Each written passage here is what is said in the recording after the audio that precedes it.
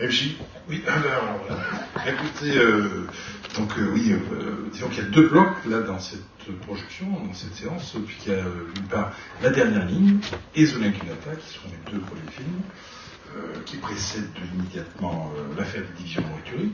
D'ailleurs, passage, je salue Philippe Suez, qui est acteur dans The Linkunata et dans l'affaire des divisions Mortuary.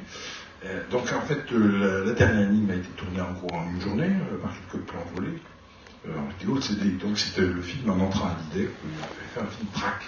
Et moi, on avait deux boîtes de pellicules, j'ai fait un film tract, qui s'appelle La dernière ligne, vous allez voir. Et c'est peut-être mon film préféré. Alors curieusement, je venais plutôt de la vidéo, enfin j'ai pas fait de vidéo, mais disons que j'étais vraiment... j'ai jamais été fasciné, enfin beaucoup moins fasciné par la photographie que par la photographie mobile, enfin l'image mobile. Et donc j'ai appris un petit peu, n'étant pas du tout photographe au départ, le cadre par la vidéo, et j'étais plus intéressé avant de rentrer à l'école, ne sachant plus quoi faire à 23 ans, entre le rock'n'roll et la poésie, je disais, beaucoup plus marqué par bien sûr des gens comme Debord, dont je pense qu'il faut reprendre exactement la phrase concernant le cinéma, la fin de ce chef qui est In Jérôme, dit à reprendre depuis le début. Je pense qu'aujourd'hui, pour sauver le cinéma, il faut vraiment le reprendre tout depuis le début. Et d'autre part... Et sérieux quand il dit ça. Voilà. Alors donc vous verrez la dernière ligne. Et ensuite The Linkunata, qui là, est un film tourné en 3 jours, qui est une espèce de compression de film noir. Ouais, voilà. Donc, en 3 jours, 3 actes. C'est une maquette, je ne sais pas comment dire. Et ensuite, après, viendra Mortuary. Donc ces 3 films sont quand même un petit peu vraiment de la même je sais pas comment dire, le même ressort. Voilà. Et alors ensuite, il y a eu Le Trésor Zilchen, 7 ans plus tard, c'est déjà, puis Docteur Chance, et puis après, il y a les films de la famine. Donc c'est Silencio, qui est un film en 16 mm.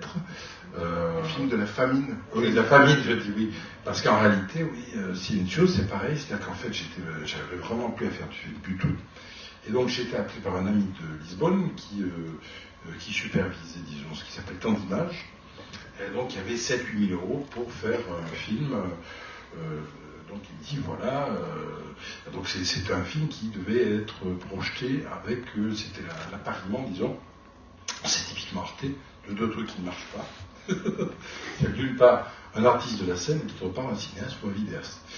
Donc moi j'ai fait ça avec une personne qui s'appelle Clara Andermatt, qui est une chorégraphe. Alors donc, puis il me dit, voilà, puis un film, puis on se décide sur le thème du silence. Et puis finalement, le film a été projeté en 3 sections muettes et dansé entre deux. Et alors donc pour ce film, il y a 7-8 000 euros. Je dis, ben voilà, mais il faut le tournant numérique. Je dis, ah non.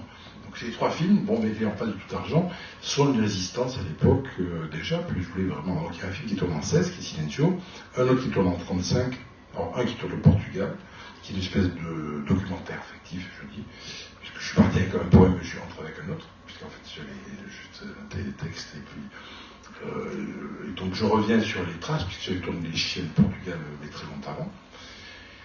Donc on a roulé comme ça, voilà. Et puis ensuite, puis il y a Elvire qui passe comme ça dans le film, voilà.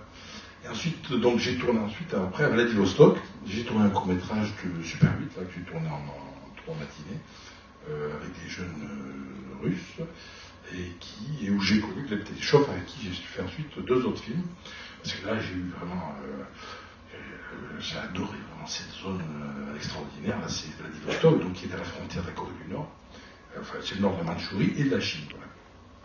Et qui est le terminus du transsibérien.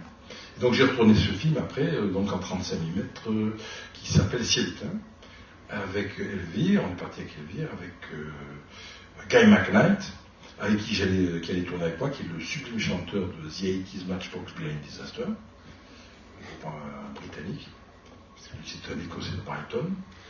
Et puis, voilà, on est parti à 3, et donc j'ai commencé à faire le film à Vladivostok. J'ai retourné à nouveau avec Gleb Teleshov, et ensuite, qui a fait avec moi son premier long métrage, qui est Tarmac, ce qu'on a tourné ensuite aux Açores. Enfin, je vous laisse. Et puis voilà, donc critique du paysage, parce que ces 3 films, disons, c'est vraiment une espèce de retour, et de désir de retrouver un peu l'enfance de l'art, de revenir revenir au point zéro, quoi, un peu, effectivement. Mais on ne va pas vous assommer, hein, déjà que les films sont dans En fait, j'aimerais terminer par une citation de F.J. Janson qui complète exactement ce que tu viens de dire sur ce retour. Tu dis à propos, justement, c'est de Silencio, on a tourné avec de la 65 ASA, puisqu'évidemment la question argentique, vous l'avez compris, vous allez comprendre, elle est absolument centrale sur toute la filmographie. Donc on a tourné avec de la 65 ASA sans éclairage additionnel, avec juste le soleil, le vent et la nature. Je voulais retourner au primitif, à la simplicité, à l'essence. Pas de dialogue, pas de musique, pas de numérique, pardon, pas de virtualité. La question était de savoir où était le réel. La caméra elle-même était bricolée, on avait des objectifs récupérés sur une caméra 35 mm, adaptée à une vieille caméra à Aton 16 mm, première génération de 1972. Faire un film avec rien, comme un opérateur lumière, m'a redonné une force extraordinaire. Tout à l'heure,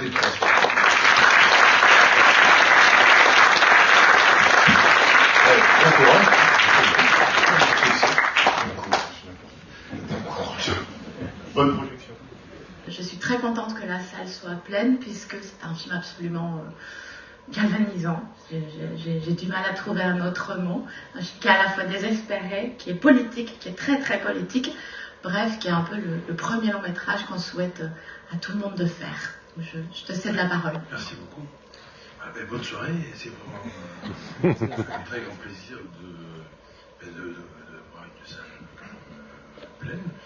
Voilà, parce qu'en plus de ça, vous allez assister à la première mondiale de la copie restaurée du film, puisqu'en fait ce film a été tourné en 83, il a été terminé en mai 84, et donc il était à Cannes Perspective, qui était une sélection parallèle du Festival de Cannes, en 85. Et il est sorti en 85. Et donc, ça fait du temps, hein, évidemment. donc le film a été tourné en 16, en 3 semaines, pour un budget tout à fait modique. Hein.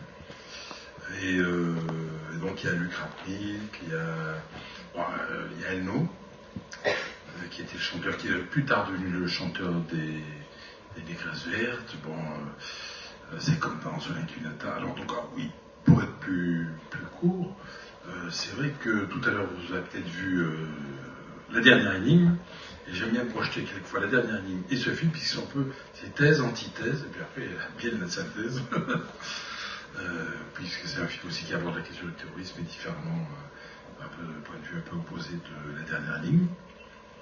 Et donc le film était en 16, et à l'époque le film était sorti en salle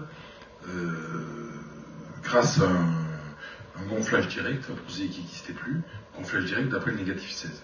Donc il n'y avait pas de négatif 35, et en plus, évidemment, comme souvent les distributeurs, tout avait été fait au dernier moment.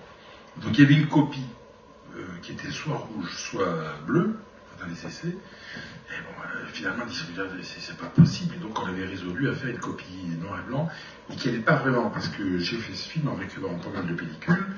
Donc il y avait même une scène de poursuite qui montait entre les effluves, donc il y avait toutes sortes d'émulsions diverses et variées. Et en fait, finalement, cette copie légèrement teintée était parfaite. Il n'y en a eu qu'une, donc on a essayé de retrouver, et puis à la fois j'aimais bien les virages, les monochromies, ce qui était dans la copie d'origine, même 16. Enfin, voilà. Donc, que dire, bonne chance.